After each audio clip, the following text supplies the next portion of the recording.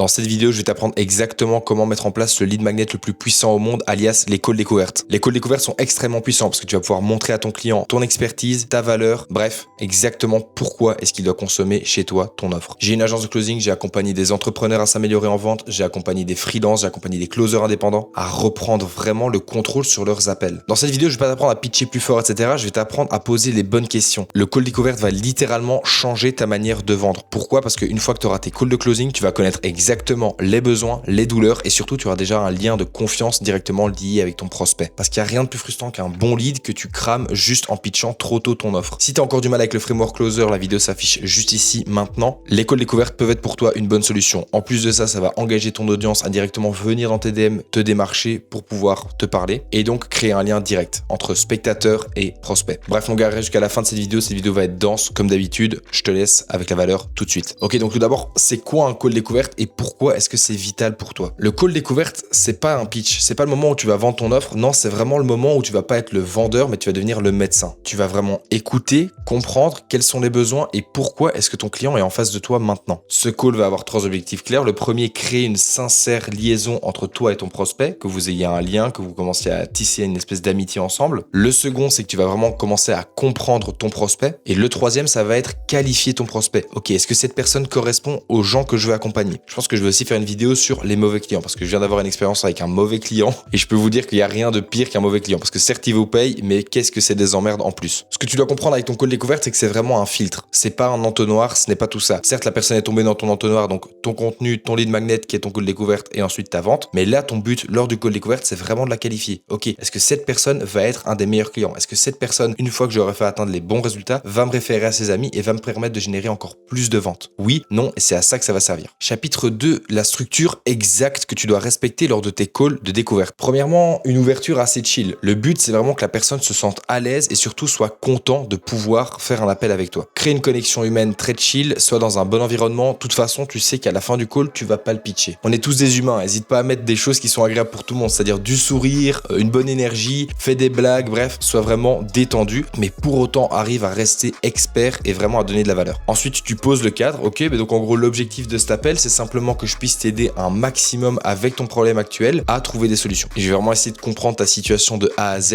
et si je remarque qu'il y a moyen qu'on travaille ensemble, je te proposerai de rebooker un appel directement avec moi pour que je te montre comment est-ce que nous, on peut vraiment venir t'aider. Alors pourquoi est-ce que c'est clé? Parce que ça va te mettre dans 2 positions, la position d'expert et second, la position du leadership. C'est toi qui dirige le call, c'est toi qui va exactement lui poser les questions pour récolter les informations dont tu as besoin. La deuxième phase, ça va être l'exploration profonde. C'est là où tu vas vraiment donner le maximum de valeur. Pour vos calls découverts, je vous préconise, pour pas que vous perdiez non plus trop de temps, entre 20 et 30 minutes grand maximum. Donc cette phase-là va durer entre 15 minutes et peut-être 20 minutes. Et ça va vraiment être le cœur du call. C'est là où tu dois ressortir toutes les informations dont tu as besoin sur ton prospect. Prends évidemment des notes, ne perds pas de temps et ta fiche avec ton CRM. Je pense que je vais faire une vidéo sur comment avoir un bon CRM de setting et de closing. Mais et une fiche client où tu vas pouvoir récolter exactement toutes les infos dont tu as besoin. Il y a encore un petit anagramme que je peux te partager qui va vraiment t'aider pour pouvoir récolter toutes les informations dont tu as besoin. C'est la méthode PAIN, donc douleur en anglais. Le P pour problème actuel. Tu vas essayer d'aller chercher la raison de pourquoi il a booké ce call avec toi. Le second, c'est l'affect émotionnel. Ok, mais maintenant, pourquoi est-ce qu'il veut changer? Pourquoi il veut perdre du poids? Pourquoi il veut déléguer sa vente? Pourquoi est-ce qu'il veut avoir un nouveau site internet? Troisièmement, l'impact long terme. Donc si ça continue, ok, mais s'il continue d'avoir un site internet de merde, s'il continue de ne pas faire d'ads, s'il continue de ne pas faire de contenu, s'il continue de ne pas déléguer sa vente, ça je peux te le dire, si tu continues de pas déléguer ta vente, tout ce qui va se passer, c'est que tu vas continuer à perdre tes appels de vente, tu vas continuer à perdre ton temps, tu vas pas pouvoir te remettre essentiellement dans la vision de ton business et donc tu vas perdre de l'argent sur du très long terme. Ça, c'est clair et net. Donc si pour le moment tu fais entre 5 et 10 000 euros par mois et si tu ne sais plus comment est-ce qu'on fait pour passer à l'étape d'après, viens dans mes DM Insta et on en discute ensemble. Et le N, nouveau désir. Donc ce qu'il cherche vraiment, c'est quoi son why, c'est quoi son pourquoi? Pourquoi est-ce qu'il veut aller chercher plus de résultats? Pourquoi est-ce qu'il veut déléguer ça? Bref, la méthode PAIN est une très bonne manière pour toi de garder en tête toutes les informations que tu dois récolter. Donc des questions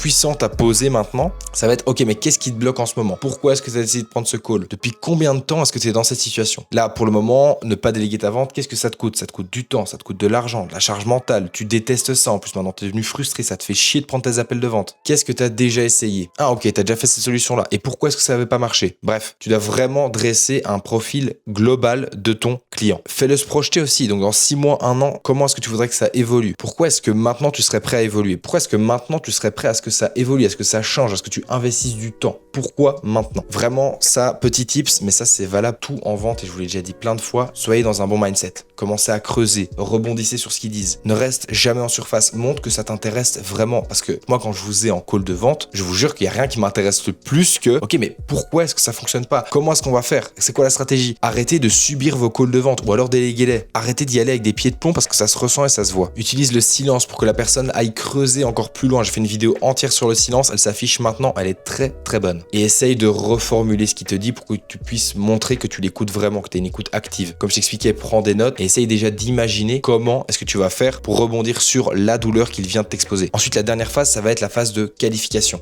Une fois que tu as vraiment le tableau dressé de la personne, tu vas te dire ok mais est-ce que cette personne-là, elle est vraiment fit pour mon offre? Est-ce que je peux lui apporter un maximum de valeur? Oui, certainement parce que mon produit est bon. Mais maintenant, est-ce qu'elle va se donner assez que pour que je puisse me servir d'elle pour avoir un avis client, pour avoir un système de référal? Tout ça sont des choses que tu dois prendre en compte dès l'appel de découverte. Tu dois te poser ces questions-là. Est-ce qu'elle a la bonne problématique? Est-ce qu'elle a une bonne énergie, un bon mindset? Est-ce que je me vois travailler avec elle? Est-ce qu'elle a le budget? Est-ce qu'elle a l'argent? Est-ce que ça va pas devenir une tannée et que je dois courir après pour que simplement elle me paye ce qu'elle me doit? Et est-ce qu'elle est prête à passer à l'action maintenant? Si la personne n'est pas un bon fit, dis-lui. Pourquoi? Deux solutions. De un, elle se vexe et elle dit ah vas-y, mais de toute façon, j'avais pas envie de prendre ton offre et tout ça. Deuxième truc, elle va commencer à se justifier pour prouver qu'elle a vraiment la valeur et qu'elle mérite de pouvoir acheter ton produit. Et c'est quand elle est dans cette phase-là que tu as prémâché l'entièreté du travail pour la phase d'après, c'est-à-dire si jamais la personne est fit, lui proposer un call de closing cette fois-ci. Ok, la personne est prête, t'as le feu vert, ok, go. Écoute, avec tout ce que tu m'as dit, je suis quasiment persuadé qu'on peut t'aider. Est-ce que tu serais disponible